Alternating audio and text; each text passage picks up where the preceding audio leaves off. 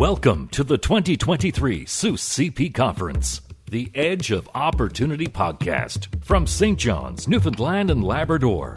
The Southeastern United States Canadian Provinces, or SUS CP Alliance, was established in 2007 to formally advance a common interest in enhancing economic ties between the two regions. The Alliance is a strategic trade and investment-focused partnership between 6 southeastern U.S. states and 6 Canadian provinces. This year's conference is focused on opportunities in the blue and green economies.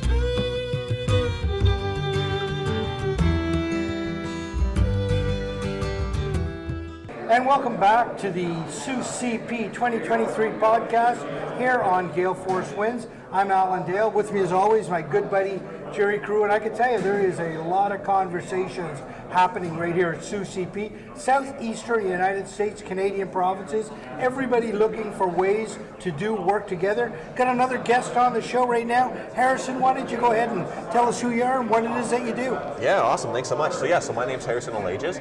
I'm the CEO and co-founder of a company called Up360.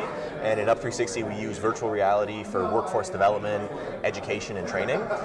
So you can imagine different types of settings, for example, corrections facilities, inmates before they get released, bringing virtual reality into the prisons to actually help give inmates the skills they need, whether it be hard skills related to construction or soft skills related to just getting around and life skills, using that technology as a means to bring the education to the people, help them get sustainable employment and help reduce recidivism rates. And with workforce development, we're bringing it into all sorts of unique places. So corrections, high schools, colleges, universities, rural Canada, a little bit of everything and everywhere that people need employees, people need to get jobs, bringing that technology in to really help break down barriers to education. So will you create a custom environment for each particular client? Is that the plan? Yeah, so it's a little different.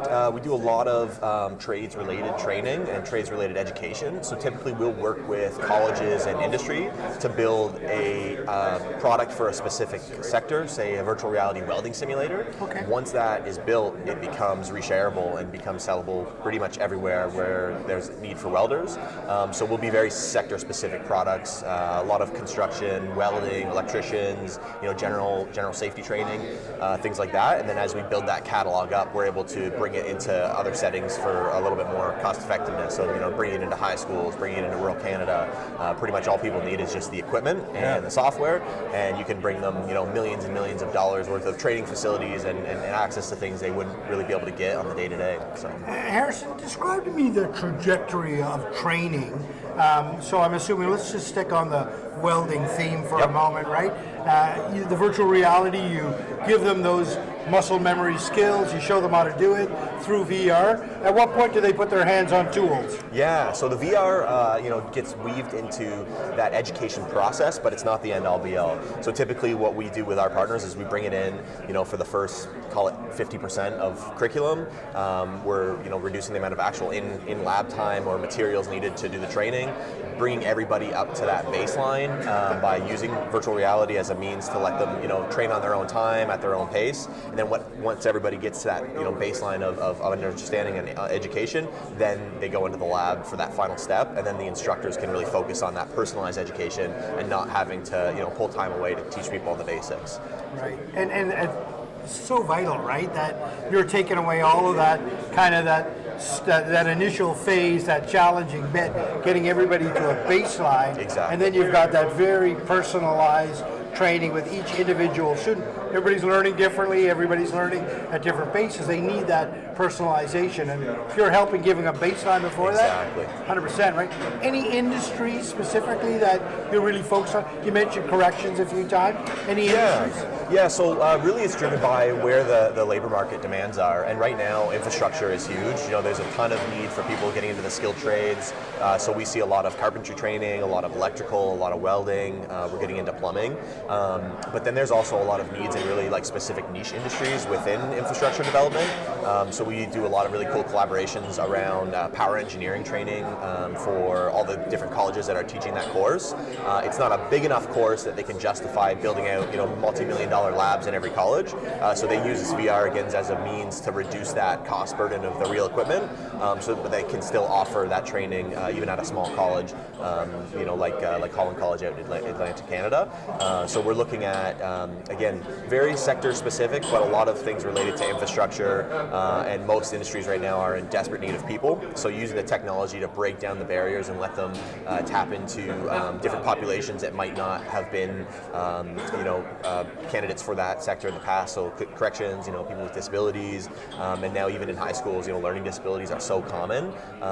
Using the technology as a way to make learning fun, make learning engaging, make learning immersive, and very hands-on. We're really seeing, a big uptick, especially in, that under 29 demographic with their, able to pick it up, no real technical learning curves for them, and just jump right into the education, but in a way where they feel like they're playing a video game or something that they're used to. You hit the nail on the head. Workforce development, the hunt for talent is king right now. Yep. Everybody is focused on it. Everybody needs help with it. Who are you focused on here at SUCP? What are your target markets here? Yeah, no, that's a great question. So for us right now, we're getting into a lot of renewable energy projects with some big partners in the US. So we're looking to just build relationships, set up some different, trips down south in the southern US into the wintertime. Going to be spending some time down there. So really partners that are looking to explore virtual reality for solar training, virtual reality for wind training, again, different renewable sectors. We've built out pretty large foundational pieces in VR where we have a fully fleshed out solar farm, a fully fleshed out wind farm. Wow. And we want to be able to have partners bring their education and bring their training curriculum into those environments we've already created. So a little bit of relationship building on the government side as we plan to do some southern US trips, but then also on the renewable front, really wind and solar has been the focus right now. Harrison, if you could kind of give us an elevator pitch about the company, what would be the value proposition? Yeah, really, it's breaking down barriers. So barriers to employment, barriers to education. When it comes to learning, especially in the 21st century now, there's a lot of people that struggle to learn in the traditional means and in the traditional sense with reading and lecturing and basically being taught at. Virtual reality is learning by doing. So we bring that technology. Our partners bring the curriculum. And it's that match made in heaven where teachers can focus on, again, what they do best, which is the teaching, and we can bring the technology to really help as many people get into sustainable employment as we possibly can. What an amazing product you have. What's not lost on me is that you can put scenarios into the virtual reality that you would never do in a plumbing scenario or electrical. Absolutely. Problems can be brought in, right? Absolutely. That gets them up to speed quicker. Exactly. It's a lot of allowing people to practice in environments that would be extremely dangerous or impossible for them to practice in real life. Right.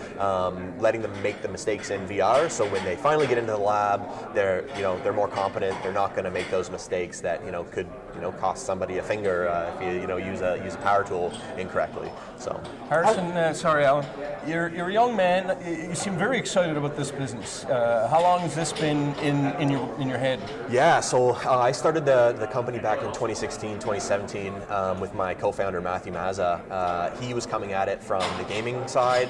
I was coming at it from somebody who really struggled with traditional education, ADHD, dyslexia. So traditional learning was really a struggle for me. Matthew was about to spin up a game studio. I saw opportunity in bringing that technology that has mainly been used in gaming into education. We kind of came together and we said, hey, let's use our talents, let's use our passions, let's use things that get us excited to really help build the workforce of tomorrow, which is the next generation of workers. So it's been long in coming, but one of our kind of guiding light principles is bringing the Magic School Bus. For anybody who knows that TV series, that level of engagement, that level of excitement, that principle of the Magic School Bus into every type of education and training, and using VR as a means to do that, we think can really have a big impact in the next generation of workers. So how do they get a hold of you, Harrison?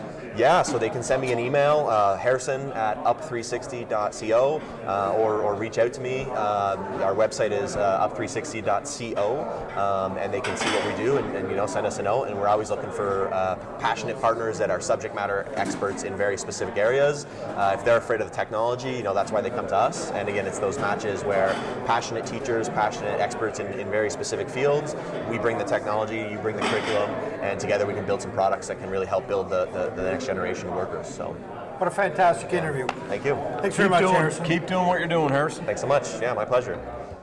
Thank you for tuning in to the 2023 SUSE CP Conference, the Edge of Opportunity podcast from St. John's, Newfoundland and Labrador. The 2024 conference is taking place in Biloxi, Mississippi, and we look forward to seeing you there.